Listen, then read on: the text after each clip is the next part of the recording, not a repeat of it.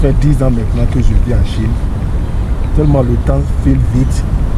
Je me souviens de mon premier jour ici en Chine qui était fin 2015 comme ça, septembre 2015. Et voilà que ça fait maintenant 10 ans que je suis en Chine. Franchement, le temps passe vite, le temps passe vite. Je ne me suis même pas rendu compte tellement le temps a passé vite. 10 ans. Bientôt même, en septembre, ça sera 11 ans que je vis en Chine. Donc dans cette vidéo, je vais vous parler de ce que j'ai appris en Chine pendant ces 10 années. Je vais vous le partager. Il faut savoir que la première chose que j'ai appris en Chine, c'est la langue chinoise d'abord. Parce que quand tu vas dans un pays et que tu es étranger dans ce pays-là, la première des choses, c'est de pouvoir parler leur langue. Parce que quand tu ne parles pas la langue d'un pays, je ne sais pas comment tu vas pouvoir communiquer, comment tu vas passer un long séjour dans ce pays-là. Donc voilà, moi j'ai appris la langue chinoise. Depuis ma deuxième année même, j'ai commencé à parler le chinois. Pendant 10 ans maintenant, je suis devenu un doyen dans la langue chinoise. Je peux faire tout en chinois, je peux parler n'importe quoi en chinois, sauf les termes techniques, c'est-à-dire les termes scientifiques ou bien peut-être technologiques qui peuvent me... Sinon, communiquer dans la vie courante, ça c'est ça. Bon, d'autres choses que j'ai appris ici en Chine, c'est-à-dire tant que tu es étranger, même si tu fais 100 ans en Chine, tu ne deviendras jamais un Chinois. Parce que, par exemple, quand tu vas dans les pays européens comme en France, si tu fais 10 ans, tu peux demander la naturalisation, il y a 5 ans même. Mais en Chine ici, c'est mort.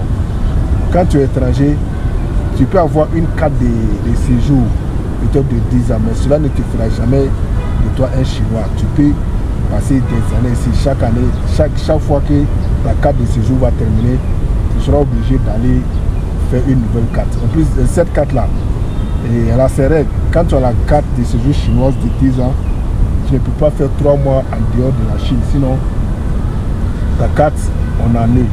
Voilà. D'autres choses que j'ai appris en Chine, étant étranger, quand tu maries une fille chinoise, dis-toi aussi que tu n'auras jamais la nationalité chinoise. Tes enfants peuvent être chinois, mais toi, tu n'auras jamais la nationalité chinoise. Il y a un visa qu'on appelle visa de mariage. Donc, chaque jour que Dieu fait, toi, chaque année ou bien chaque 2 ans, tu vas aller faire ton visa de mariage. Voilà.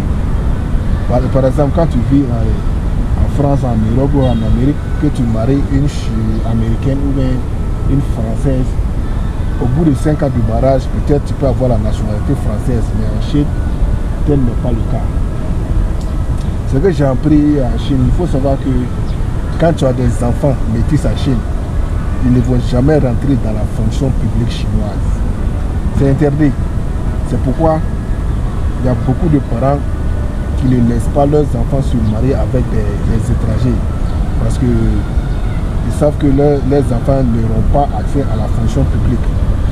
Moi, j'ai un frère que sa copine, les parents de sa copine ont refusé leur relation parce que ils étaient en train de préparer la fonction publique pour la dame. Donc, c'est mort.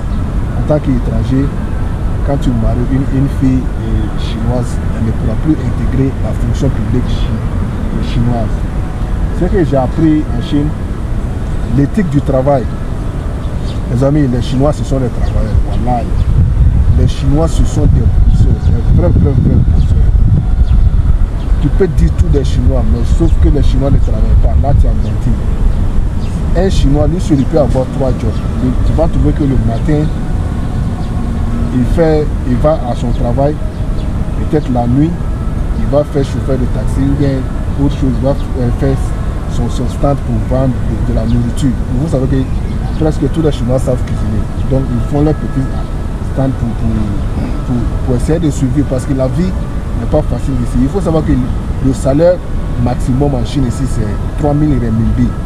3000 renminbi, ça vaut même pas 500 euros comme ça, ou bien 500 dollars par mois. Donc, beaucoup de Chinois et de Chinois s'adonnent à d'autres métiers pour pouvoir s'en sortir. En plus, d'autres choses que j'ai appris en Chine, quand tu es chinois, pour marier une chinoise, il faut avoir un appartement, il faut avoir une voiture.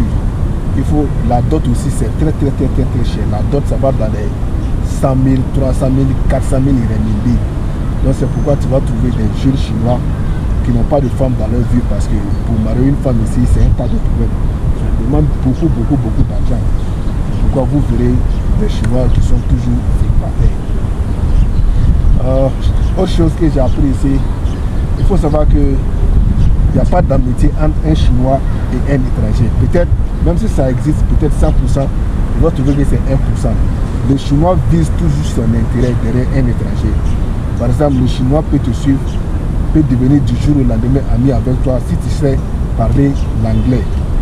Si le Chinois ne sait pas parler l'anglais, il va faire tout son possible pour essayer de s'approcher de toi, essayer pour que tu puisses lui apprendre comment parler la langue anglaise.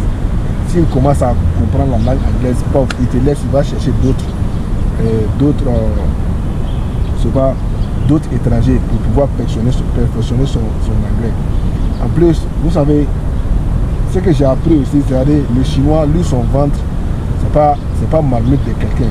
Quand tu dis quelque chose à un Chinois, que c'est un secret, quand il va voir ton ami, il va lui raconter ça, il va dire, hein, le jour-là, j'étais avec ton ami, il a dit ça de toi, il a dit ça de toi. Le Chinois est comme ça.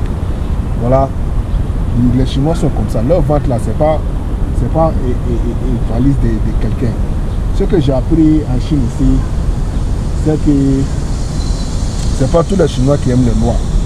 Il faut le dire.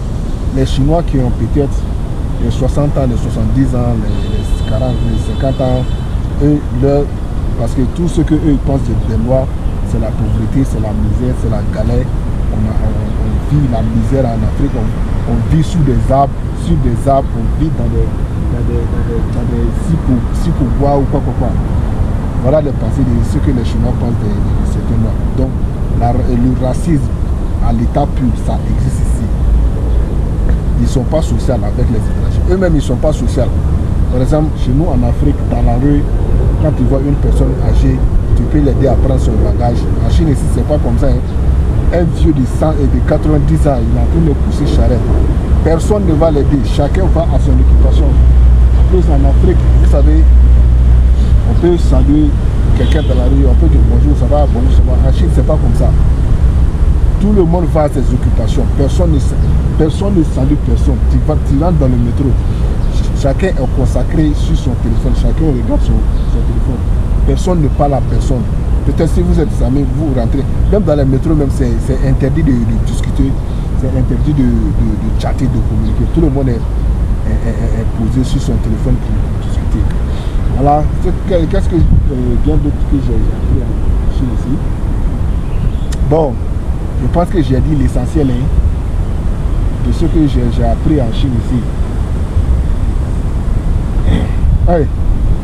En Chine ici, les réseaux sociaux ne marchent pas. Facebook ne marche pas. Twitter, Instagram, ils ont leurs propres réseaux sociaux. TikTok, ils ont Douyin, Instagram, ils ont Weibo, WhatsApp, ils ont Wish, comme ça. En plus, il faut savoir que nous, les étrangers, pour que nous on puisse accéder à Facebook ou bien YouTube, il faut qu'on utilise des VPN. Donc voilà, on utilise des VPN ici pour pouvoir se connecter à travers le monde. Bon, je pense qu'on va s'arrêter ici. Si vous voulez que je fasse une deuxième partie de ce que j'ai appris en Chine, mettez dans les commentaires deuxième partie et je ferai une deuxième partie sur ce sujet-là. Je vous dis à la prochaine. Bye, ciao.